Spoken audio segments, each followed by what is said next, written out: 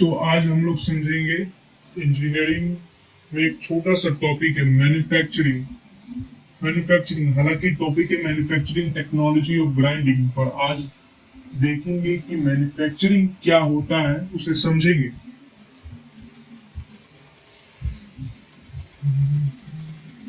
Manufacturing technology of grinding, जैसे कि हमारे स्क्रीन में है, तो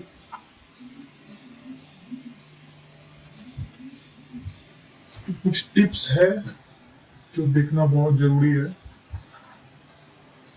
अगर कुछ सवाल है या मुझसे कुछ छूट रहा है तो बताना चाहते हैं तो कमेंट करिए। और कोई टिप्स जैसे कि अगर पसंद आया या फिर किसी जरूरतमंद को देना है तो शेयर करिए, या फिर अगर नहीं पसंद आया तो 2 बार डिसलाइक का बटन दबाएं। इससे मुझे समझ में आएगा कि आपको कितना ना पसंद आया। ठीक है, अब आगे बढ़ते हैं। What is manufacturing? सबसे अच्छा सवाल, व्हाट इज मैन्युफैक्चरिंग? ये होता क्या है? What is manufacturing? ये होता क्या है? तो मैन्युफैक्चरिंग एक बड़े बड़े प्लांट में, जैसे कि कोको कोला हो गया, तो कोको कोला जो अपना मैन्युफैक्चरिंग करता है एक बोतल, जैसे कि मानते हैं कि 40 रुपए का जो बोतल है ये मैन्युफैक्चरिंग करता है। तो इस मैन्युफैक्चरिंग प्रोसेस को वो पहले कहीं ना कहीं रॉ से आता है।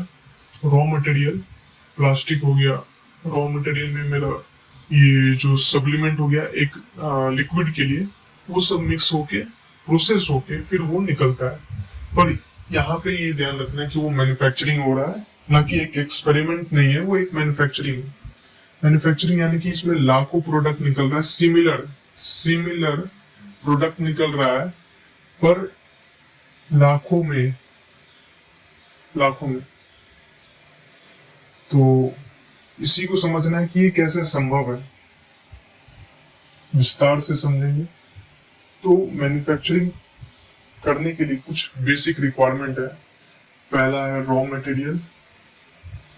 मटेरियल, उसके साथ डिजाइन करेंगे कि मेरे को जो चाहिए उसका एक डिजाइन और एक प्रॉपर प्लानिंग के साथ, प्रोडक्शन प्लानिंग के साथ उसके ऊपर इम्प्लीमेंट करेंगे, जो होगा मैन्युफैक्चरिंग प्रोसेस हो कहलाएगा। फिर उसके बाद क्वालिटी कंट्रोल में जाएगा। जो प्रोडक्ट जो बना रहे हैं, जो कस्टमर को चाहिए, वो कस्टमर को जो चाहिए उसको वो प्रोडक्ट वो नीड को पूरा कर पा रहा है या नहीं।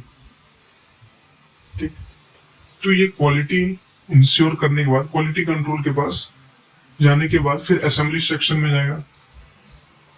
जो असेंबल होगा। फिर उसके बाद मूव करेंगे इंस्पेक्शन टीम के पास। अब ये इंस्पेक्शन टीम ये क्रॉस चेक करता है, वेरीफाई करता है कि लैब टेस्ट सब चीज यहीं पे होता है। इंस्पेक्शन क्वालिटी कंट्रोल में भी होता है, पर एक बार इंस्पेक्शन टीम के पास जाता है कि इंस्पेक्शन टीम जो रहता है ना, वो पूरी इंडस्ट्री का पुलिस रहता है। तो वो उस मतलब एक यहाँ से जब पास हो जाएगा फिर डिलीवरी के पास जाएगा, कस्टमर के पास जाएगा। तो ये इंस्पेक्शन बहुत जरूरी है। तो ये सर्कुलर लूप में चलता रहेगा, यही है मैन्युफैक्चरिंग आसान भाषा में। अब जो मैन्युफैक्चरिंग प्रोसेस होता है, तो कैसे वो कस्टमर का जो प्रोडक्ट है, जो कस्टमर का रिक्वायरमेंट है, कैसे अचीव कर सकता है, वहां तक कैसे पहुंच सकता है, तो वो देखेंगे। तो मैन्युफैक्चरिंग करने का 2 मेथड है। पहला सब्ट्रैक्टिव मेथड, दूसरा एडिटिव मेथड। तो सब्ट्रैक्टिव मेथड में जैसे कि समझते हैं कि मेरे पास एक जॉब है, बड़ा सा क्यूब है, ब्लॉक है। अब इससे बनाना है मुझे एक घड़ा बनाना है। तो इसके ऊपर मशीनिंग होगा। अब मशीनिंग होगा तो मशीन इसको काटेगा, फाड़ेगा, चीरेगा और में से तराश के मटका बनाएगा, और ये मटका फिर रही रैदर जितना भी ऑपरेशन है, जितना भी ऑपरेशन सब प्रोसेस बताया गया है, वहां से गुजरते हुए फिर कस्टमर के पास जाएगा। तो यहाँ पे जो काटा फारा चीरा जो बनाया तराशा, तो उसमें से एक वेस्ट भी निकलेगा, क्योंकि इसमें से ये बना रहा है तो इसमें से वेस्ट निकलेगा, और ये वेस्ट जो है यही सब्ट्रैक्ट हुआ, तो इसमें से सब्ट्रैक्ट हुआ और फिर जाके ये बना। एक बार फिर से ध्यान से,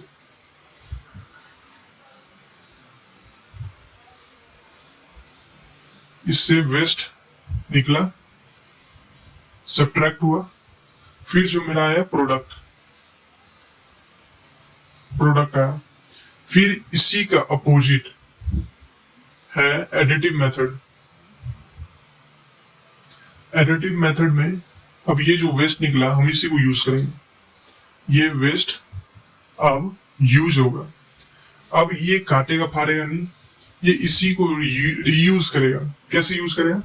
जैसे कि एक मानते हैं कि ये एक प्लास्टिक है, प्लास्टिक जो वेस्ट निकला मेरा ये प्लास्टिक है, तो अब इसी को मेल्ट करके ये लिक्विड फॉर्म में, तो ये आसानी से फ्लो होगा और फिर इसको प्रिंट किया जाएगा 3D में घड़ा को, और फिर ये तैयार हो जाएगा प्रोडक्ट मेरा। तो इसमें हालांकि वेस्टेज इसमें भी है पर उसके कंपेयर में बहुत कम है। तो ये एडिटिव कुछ एग्जांपल है इसका। ये जितना भी है ये सब 3D प्रिंटर का भाई बहन सब है, इसी का फैमिली से, 3D प्रिंटर का फैमिली से आता है। और ये जितना भी है ये सब मशीनिंग प्रोसेस है, इस सब से हम लोग वाकिफ है। अब आगे मूव करते हैं। यहाँ पे समझाया गया ठीक वही चीज, मटेरियल सब्ट्रैक्ट हुआ, फिर वेस्टेज निकला और फिर मेरा फाइनल प्रोडक्ट तैयार। अब फिर वही क्या हुआ कि ये वेस्टेज को लिया, फिर इसको 3D प्रिंटर में एडिटिव मैन्युफैक्चरिंग सबको जोड़ जाड़ के ये क्यूब बनाया गया। हालांकि इसमें से भी निकला पर ये कंपेयर में बहुत कम है, ये फिनिशिंग में हालांकि निकलता है। और ये वही मैन्युफैक्चरिंग को दिखा रहा है, GIS कि कैसे गया, इसमें कास्टिंग हुआ, प्रोडक्ट बना, ये फिनिशिंग हुआ, एक सीक्वेंस में निकल रहा है। तो ये हालांकि एक सीक्वेंस है, इसको भी आगे ध्यान से देखेंगे। और हाँ, ये चीज बहुत कमाल का चीज है, ध्यान से ये पढ़ने वाला चीज है, मतलब बहुत कमाल का। गुणवत्ता और सुरक्षा के साथ दक्षता से निरंतर और लचीले ढंग से उत्पादन करें। 80/20 नियम का पालन करें। उत्पादन अनुक्रम को व्यवस्थित करें। ये चीज क्या लिखा है, ये थोड़ा मतलब लगेगा कि समझ में नहीं आ रहा, पर बहुत मजेदार चीज है। हम यहाँ पे समझा रहे हैं क्या बोलना चाह रहा है ये। हालांकि जितना बड़ा चीज है ना, ये उसी को बस एक समरी दिया हुआ है, ये इसी चीज का समरी है, हिंदी में आसानी से मतलब समझ में आए एक बार में वही चीज को। तो इसमें क्या है, क्वालिटी, तो ये कुछ रूल है, इसको बहुत ध्यान देना कि मैन्युफैक्चरिंग करना है हमको, कोई एक प्रोडक्ट सिंगल प्रोडक्ट नहीं बना रहा है, हमको लाखों प्रोडक्ट बनाना है, वो भी यूज होगा। तो क्वालिटी इंश्योर करना है, वो कस्टमर का स्टैंडर्ड को छूना चाहिए, जो कस्टमर का जो रिक्वायरमेंट है उसको फुलफिल करना चाहिए। उसके बाद है सेफ्टी भी बहुत जरूरी है। अगर मेरा एक भी वर्कर को कुछ हुआ तो मेरा पूरा जितना भी सीक्वेंस है सब रुक जाएगा, तो मेरा काम रुक गएगा, तो मेरा लॉस होगा, फिर सब चीज रुक जाएगा, सीक्वेंस एक तरफ पूरा नहीं हो पाएगा। तो सेफ्टी भी बहुत जरूरी है, प्रायोरिटीज देना है। और हाँ, ये वर्क प्लेस क्लीन होना चाहिए, ये तो बचपन से ही पढ़ाया गया हम लोग को। फिर इमरजेंसी, इफिशिएंसी भी रिक्वायर्ड। इफिशिएंसी का मतलब जैसे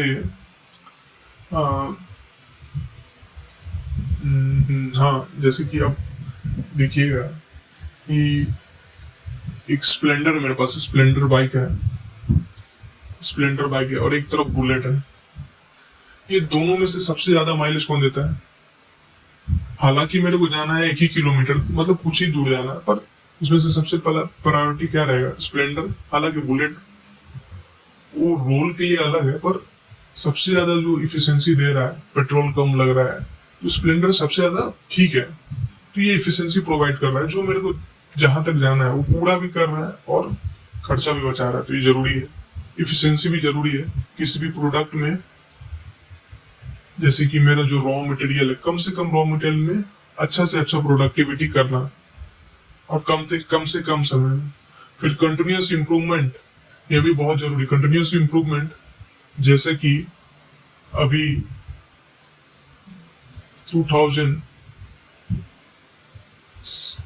सीरीज का एक बाइक ले लेते हैं, जैसे कि स्प्लेंडर हो गया, और ये अभी का जो 2024 सीरीज का एक बाइक ले लेते हैं, वही स्प्लेंडर, दोनों वही सेम मॉडल, मतलब वही मॉडल का। तो दोनों में बहुत फर्क है, दोनों का माइलेज, दोनों का चीज। तो हर एक नट बोल्ट में सदी लगा है, हर एक नट बोल्ट में बहुत से बहुत इंजीनियरिंग लगा है, तो वो कम अपने आप को बेहतर से बेहतरीन बना रहा है। तो यही कंटिन्यूअस इंप्रूवमेंट जरूरी है।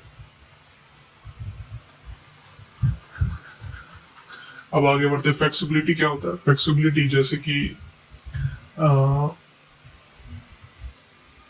मेरा एक दुकान है,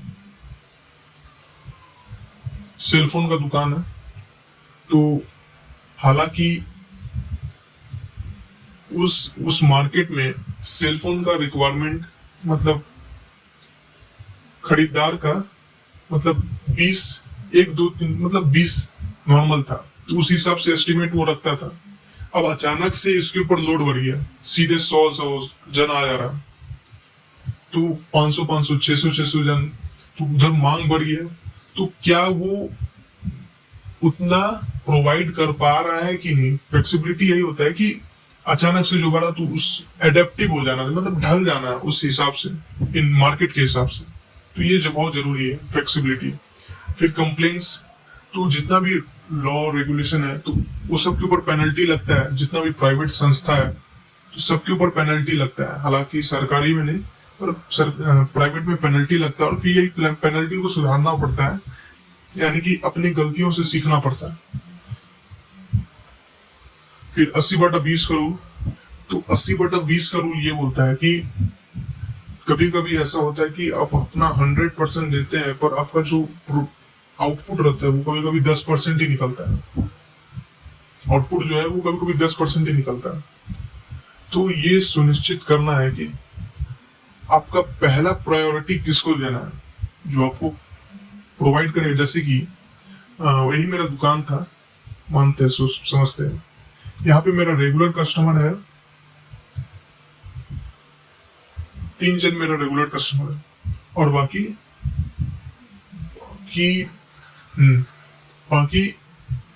ये जनता है जो नॉर्मल रैंडम, जिनको जानते नहीं हम।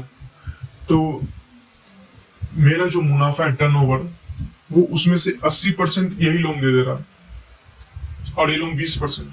तो पहला प्रायोरिटी मेरे को किसको देना है, इन्हीं लोगों को। तो यही चीज बोलता है 80/20 रूल। और प्रोडक्शन सीक्वेंस, हाँ ये भी जरूरी है। प्रोडक्शन सीक्वेंस क्या होता है कि जैसे कि ये जो काम हो रहा है एक सीक्वेंस में हो रहा है, ये सिमिलर जॉब बना रहा है, तो ये हुआ कुछ रिपीटेड सीक्वेंस, ए वाला सीक्वेंस में चलता रहेगा, इंफिनिटी, मतलब चलता रहेगा। तो ये सीक्वेंस को बरकरार रखना है। अगर कहीं भी कुछ भी डैमेज हुआ तो उसको रिप्लेस करना है। रिप्लेस किसको करना है, जैसे कि मेरा 10 रुपया का लॉस हुआ, 10 रुपया का प्रोडक्ट जो था वो डिफेक्टिव निकला, तो इसको अब पूरा करना है। पूरा कैसे करना है, उधर का दाम बढ़ा दो या तो उसको रिप्लेस कर दो।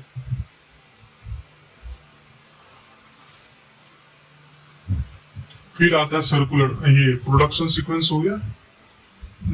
अब आते हैं सर्कुलर मैन्युफैक्चरिंग में। तो सर्कुलर मैन्युफैक्चरिंग बोलता है कि the process should be circular, not be circle shape.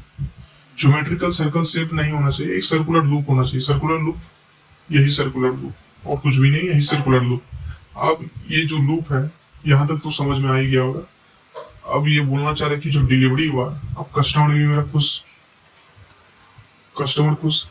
तो कभी ना कभी ये जो कस्टमर जो प्रोडक्ट लिया उसका एक एक्सपायरी डेट होता है, तो वो एक्सपायरी जब होगा तो कस्टमर के किसी काम के नहीं, किसी काम का नहीं है कस्टमर का ये प्रोडक्ट। तो ये प्रोडक्ट एज अ फिर से रॉ मटेरियल रीयूज होगा और फिर रीयूज होके फिर से एक सर्कुलर लूप में चलता रहेगा। तो वेस्टेज नहीं होना है, इफिशिएंसी मिलेगा इससे, मतलब रॉ के बदले मतलब हम वही रीयूज कर रहे हैं, उसको सुधार रहे हैं, तो ये सही है। अब आते हैं व्हाट इज मशीन, सिलाई मशीन। व्हाट इज मशीन, तो ये तो हम सब जानते हैं, मशीन वही जो इंसान का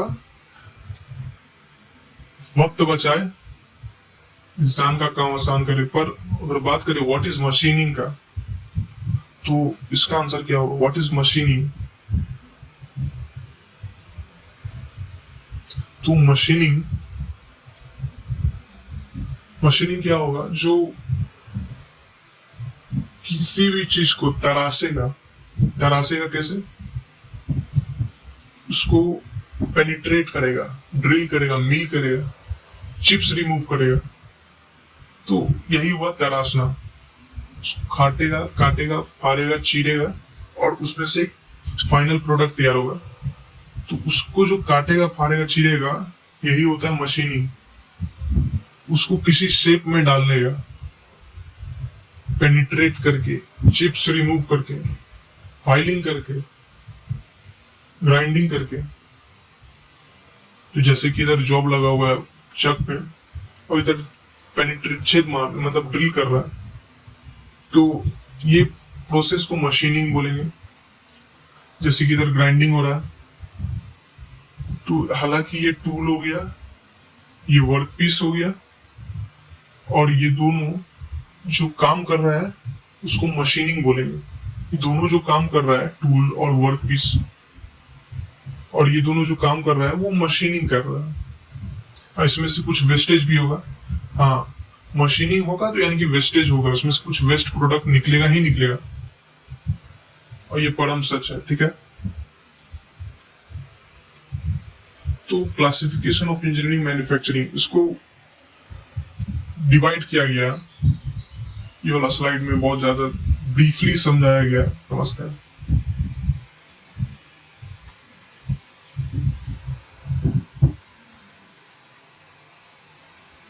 जैसे primary shaping, primary shaping is a manufacturing process. ये बता रहा है कि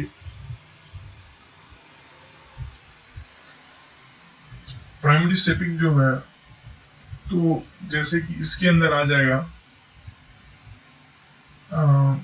ये जो प्रोसेस है प्राइमरी, पहले ध्यान से समझते हैं प्रोसेस कहना क्या चाह रहा है।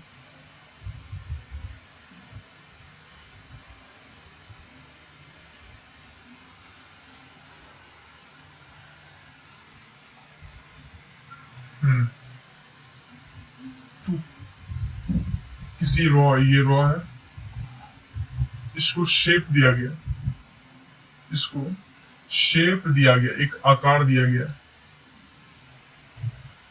रॉ मटेरियल को शेप दिया गया जो यूज हो पाए किसी के। पहले ये किसी के यूज नहीं था, ये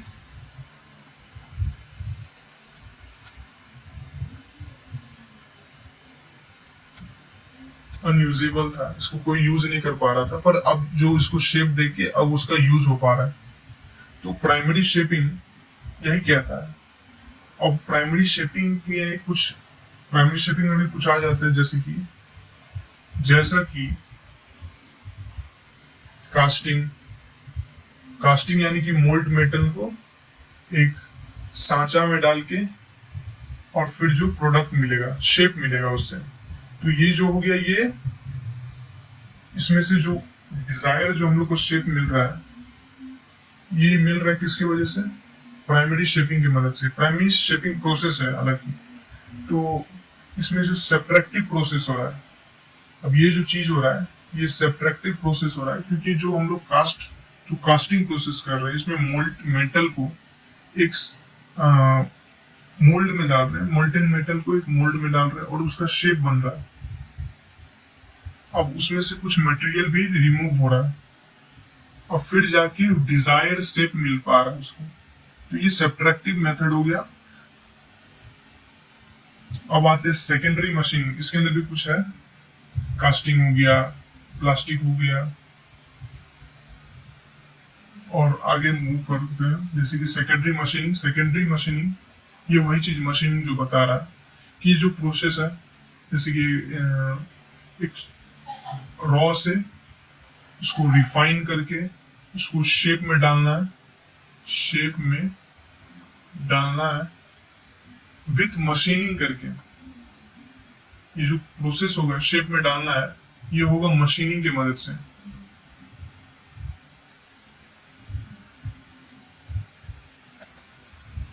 मशीनिंग की मदद से तो मशीनिंग कैसा, ड्रिल होना, मतलब ड्रिल होगा या तो मतलब ये कहना चाह रहा है कि इसमें से सब्ट्रैक्टिव मेथड यूज होगा।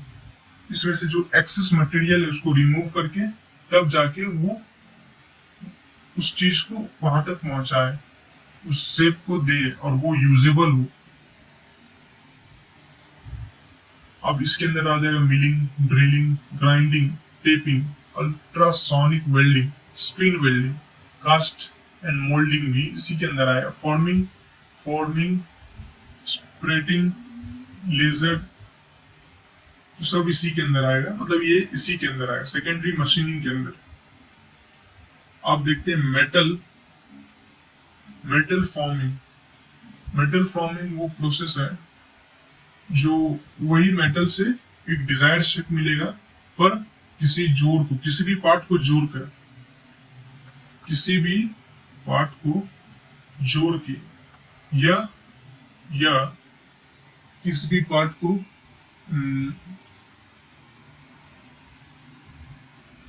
या तो पंच मतलब या तो फिजिकली उसके ऊपर दबाव डाल के ये तो जानते फिजिकली और केमिकली। तो यहाँ पे फिजिकली और केमिकली दोनों होता है, तो फिजिकली ज्यादा देखने को मिलता है। जैसे कि होता है फॉर्जिंग क्या, जैसे कि एक गर्म लोहा को ब्लैक स्मिथ जो काम करता है, जैसे कि कुल्हाड़ी मतलब एक लोहा को उसको गर्म करके उसके ऊपर क्रिटिकल टेम्परेचर पर पहुंचने के बाद उसके ऊपर हीटिंग करना, मतलब हीट करना उसको, तो वो जो फोर्स लगेगा वो उसको उस शेप में डाल देगा। बड़ा बड़ा बेयरिंग सब इसी से बनता है, कटिंग टूल भी इसी से बनता है, फोर्जिंग से। अब स्क्रूजन क्या होता है कि स्क्रूजन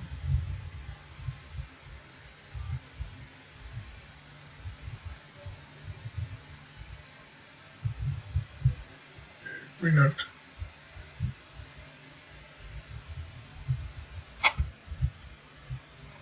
स्क्रूजन जैसे कि ध्यान से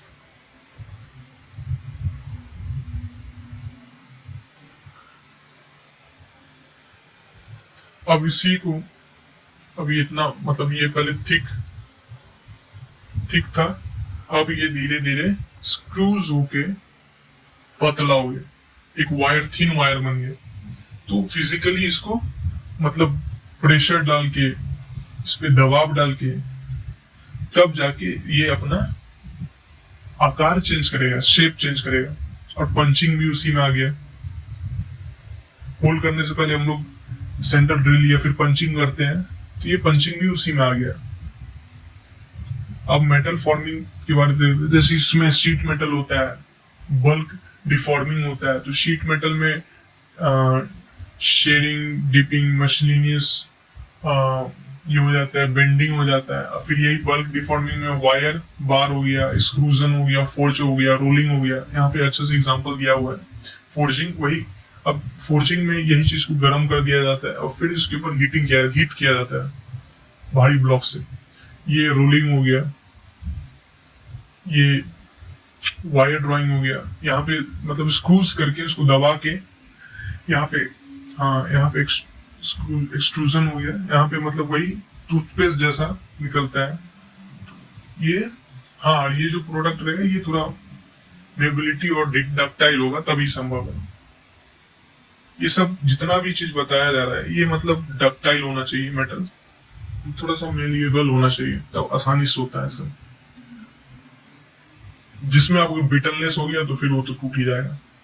कुछ एग्जांपल दिया हुआ है, हालांकि स्क्रीनशॉट लेना बेहतर होगा।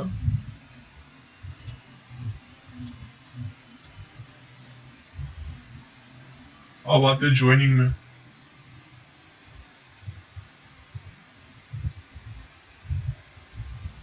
तो ज्वाइनिंग यहाँ पे कोई दो मेटल को या फिर कोई दो ब्लॉक को जोड़कर एक मतलब शेप को, डिजायर्ड शेप को पा सके। तो इसका भी बहुत एग्जांपल है, घर पे ही बहुत सारा एग्जांपल है। गेट हो गया, लोहा का गेट हो गया, तो वहां पे बिल्डिंग रिक्वायर्ड ही रहता है। खिड़की का ये रॉड हो गया, तो वहां पे ये आसानी से देखने को मिलेगा। तो डिजायर्ड शेप पाने के लिए वेल्डिंग, रिविट लगा, जैसे रिविट लगाते हैं, वाइब्रेशन से नट बोल्ट खुल जाता है, इसलिए रिविट मार देते हैं, सील हो जाता है। ठीक उसी का बहुत सारा एग्जांपल दिया हुआ है इधर। तो वेल्डिंग हो गया, सोल्डरिंग हो गया, तो ये सब उसी का एग्जांपल है। अब ज्वाइनिंग में भी बहुत तरीका का होता है। तो टेम्पररी ज्वाइनिंग जो मतलब हो गया, मतलब प्रेस फिट हो गया, जैसे की जॉइंट हो गया, हाँ ये इंटरफेरेंस फिट हो गया। तो ये बेरिंग सब में आसानी से मतलब टेम्पररी है, ठीक है। अब कोई परमानेंट में वेल्डिंग हो गया, रिविटिंग हो गया, इस सब मतलब परमानेंट सील ही मार देता है कि खुलने का कोई चांस ही नहीं है। और यहाँ पे बहुत अच्छा से एग्जांपल दिया हुआ है, सब स्क्रीनशॉट लेना बेहतर है। यहाँ पे आर्क वेल्डिंग कर रहा है, यहाँ पे गैस मेटल आर्क वेल्डिंग कर रहा है, सब आगे समझने को मिलेगा। टंगस्टन वेल्डिंग कर रहा है, कोल वेल्डिंग कर रहा है। हाँ वाइब्रेशन वेल्डिंग भी होता है, वाइब्रेट करके दोनों को सील कर दिया जाता है, जोड़ दिया जाता है। अब आगे सरफेस फिनिश, हालांकि हमको यही समझना था, पर उतना जो हम पढ़ रहे हैं वो मतलब बेसिक है, उसको समझना जरूरी है। हम लोग को पढ़ना है ग्राइंडिंग, पर इसको भी थोड़ा देख लेना है। सरफेस फिनिश प्रोसेस ये है कि इसको मतलब हमेशा अंत में किया जाता है, जैसे कि मिलिंग हो गया, टर्निंग हो गया। अब हालांकि उसको बस फाइनल टच देने के लिए हम लोग सरफेस फिनिश करते हैं। तो सरफेस फिनिश में जो मेरा मैक्सिमम टॉलरेंस होता है उसको छू पाता है आसानी से। और सरफेस फिनिश में इलेक्ट्रोप्लेटिंग भी हो जाता है, पॉलिशिंग भी हो जाता है, ग्राइंडिंग हो जाता है। और इसका अगर अप्रोच देखेंगे तो ग्राइंडिंग हो गया, स्मूथ सरफेस के लिए एब्रेसिव व्हील यूज करते हैं, फिनिशिंग के लिए, हाई टॉलरेंस को छूने के लिए। तो ये भी आ जाता है सब्ट्रैक्टिव मेथड में। और वो वाला भी आ जाता है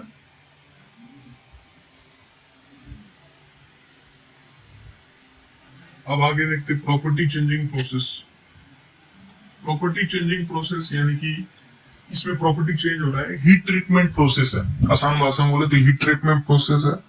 तो इसमें केमिकली किसी भी प्रॉपर्टी को छेड़ा जाता है। केमिकली मतलब केमिकल प्रॉपर्टी को चेंज कर दिया जाता है।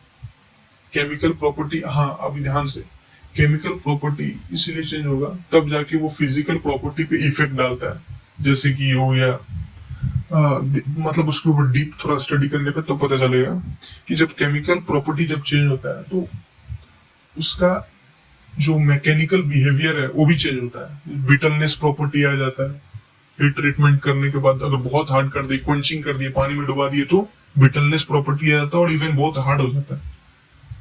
तो ये कुछ बेसिक चीज पे ध्यान देना है। तो ये हीट ट्रीटमेंट इसलिए जरूरी है और ये प्रोसेस है, और ये इसमें कोई भी प्रॉपर्टी मतलब कोई भी रिमूव नहीं हो रहा है, कोई भी चीज रिमूव नहीं हो रहा है। जैसे कि मतलब मेरा कहने का मतलब ये ना ही सब्ट्रैक्टिव में है ना ही एडिटिव में, ये प्रॉपर्टी के बारे में बातचीत कर रहा। और जो मेटल फॉर्मिंग ग्रुप हो गया, वो भी इसमें कोई इन्वॉल्व नहीं है, सब्ट्रैक्टिव और एडिटिव, ये दोनों में से किसी में से भी बिलोंग नहीं करता।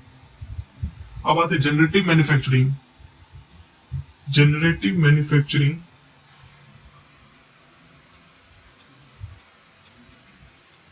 ये वाइडली अडेप्टेड है, मतलब अभी के समय में बहुत तेजी से बढ़ रहा है। एडेप्टिव मैन्युफैक्चरिंग मतलब ये वही 3D प्रिंटर का वाइब एंड सब, जो एआई की मदद से अपने आप को बेहतर बना रहा है। ये वैसे की स्टेज हो गया है हीट ट्रीटमेंट का, एनलिंग, कूलिंग, शोकिंग। तो हालांकि समझते हैं, तो इसका क्या जरूरत पड़ा अभी? इसका जरूरत पड़ा कि कम से कम